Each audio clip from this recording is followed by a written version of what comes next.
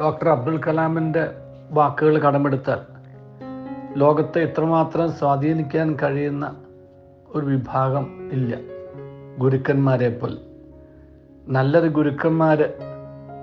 നല്ലൊരു ഗുരുക്കന്മാരുടെ സമൂഹം ലോകത്തിലുണ്ട് എന്നുണ്ടെങ്കിൽ ലോകത്തെ ഇന്നത്തെ ദുരവസ്ഥയിൽ നിന്നും കരകയറ്റാൻ കഴിയുമായിരുന്നു എന്ന് അദ്ദേഹം പല പ്രാവശ്യം പറഞ്ഞിട്ടുണ്ട്. അദ്ദേഹത്തിൻ്റെ ഏറ്റവും വലിയൊരു സ്വപ്നം, വിൽപ്പത്രത്തിലെ സ്വപ്നം പോലെ പറയാവുന്ന ഒന്ന്, എന്നെ ചരിത്രം ഓർക്കാൻ ആഗ്രഹിക്കുന്നു എന്നുണ്ടെങ്കിൽ ഒരു അധ്യാപകൻ, ടീച്ചറായിട്ട് എന്നെ ഓർക്കപ്പെടാനാണ് എനിക്കിഷ്ടമെന്ന് അദ്ദേഹം പറയുന്നുണ്ട്. കാരണം ഒരു ടീച്ചർക്ക് മാത്രമേ തൻ്റെ മുമ്പിൽ തൻ്റെ കയ്യിലുള്ള കുട്ടികളുടെ ക്യാരക്ടർ, കാലിബർ ആൻഡ് ഫ്യൂച്ചർ, ഈ 3 കാര്യം സൃഷ്ടിച്ചെടുക്കാനോ വാർത്തെടുക്കാനോ ഷേപ്പ് ചെയ്യാനൊക്കെ കഴിയുള്ളൂ. ഒരു വ്യക്തിയുടെ ക്യാരക്ടറിനെയും കാലിബറിനെയും ഫ്യൂച്ചറിനെയും സ്വാധീനിക്കാനും അത് ഫോം ചെയ്യാനും കഴിയുന്ന കപ്പാസിറ്റിയുള്ള, അതിനുള്ള പ്രിവിലേജുള്ള, അതിനുള്ള പവറുള്ള ഒരാളാണ് ഗുരു.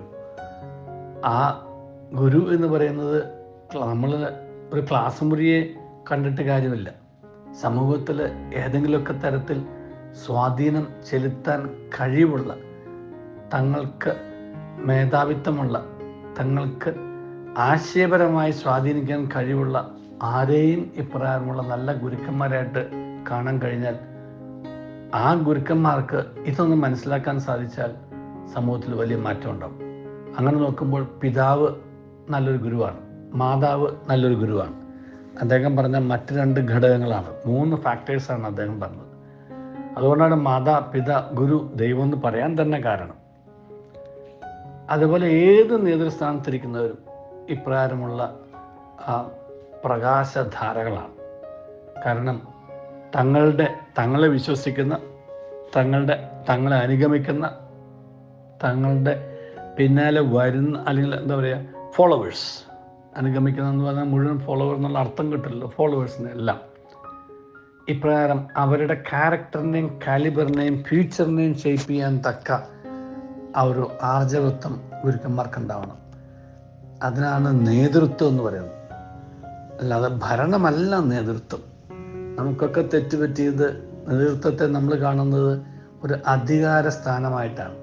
അധികാര സ്ഥാനത്തിനപ്പുറം തങ്ങളുടെ കൂടെയുള്ളവരുടെ, കീഴിലുള്ളവരെന്നുള്ള വാക്കേ ഉപയോഗിക്കരുത്, തങ്ങളുടെ കൂടെയുള്ളവരുടെ character, calibre and future shape ചെയ്യാൻ കഴിയുന്നുവെന്ന് ഡോക്ടർ രാധാകൃഷ്ണൻ ഇത് തന്നെ പറഞ്ഞു. നമ്മൾ അധ്യാപനത്തിൽ ഏറ്റവും കൂടുതൽ അനുസ്മരിക്കുന്നത് ഡോക്ടർ രാധാകൃഷ്ണനെ കൂടി, അദ്ദേഹത്തിൻ്റെ ജന്മദിനത്തിലാണല്ലോ. അദ്ദേഹം പറയുന്നത്, A good teacher presents the past, reveals the present and creates the future for the students എന്നാണ്. നല്ലൊരു എന്താണ് ചരിത്രം എന്ന് മനസ്സിലാക്കി കൊടുക്കുന്നു, എന്താണ് ഇന്നത്തെ അവസ്ഥ, അത് ടുഡേ, വാട്ട് ഈസ് ടുഡേ എന്നുള്ളത് വെളിവാക്കി കൊടുക്കുന്നു. എന്നിട്ട് നല്ലൊരു നാളെയെ സൃഷ്ടിക്കാൻ തൻ്റെ കുട്ടികളെ പ്രാപ്തരാക്കുന്നു. അപ്പോൾ ഇങ്ങനെയുള്ള ഒരു ശൈലി ഇന്നത്തെ നമ്മുടെ ഗുരുക്കന്മാർക്കുണ്ടോ എന്നുള്ളതാണ്. ഞാൻ നമ്മുടെ കുട്ടികളെ പഠിപ്പിക്കുന്ന അധ്യാപകരെ മാത്രമല്ല എൻ്റെ മനസ്സിലുള്ളത്. അതിൻ്റെ അപ്പുറത്തേക്ക് ഞാൻ നേരത്തെ സൂചിപ്പിച്ചോണം, നേതൃസ്ഥാനങ്ങളിലിരിക്കുന്ന എല്ലാവരെയും ഉദ്ദേശിച്ചിട്ടാണ്. നേതൃസ്ഥാനങ്ങളിലുള്ളവർക്ക് ഈ കാഴ്ചപ്പാട്, ഈ ദർശനം, ഈ വീക്ഷണം, ഈ മനോഭാവം, ഈ സമീപനം ഒക്കെ ഉണ്ടായിരുന്നെങ്കിൽ, ഈ ബോധ്യം അതൊക്കെ ഉണ്ടായിരുന്നെങ്കിൽ നമ്മുടെ സമൂഹത്തിൽ എത്രയോ വിലപ്പെട്ട സംഭാവനകൾ നൽകുവാനായിട്ട് നേതാക്കന്മാർക്ക് കഴിയുമായിരുന്നു. അങ്ങനെയുള്ള നല്ല നേതാക്കന്മാർ സമൂഹത്തിൽ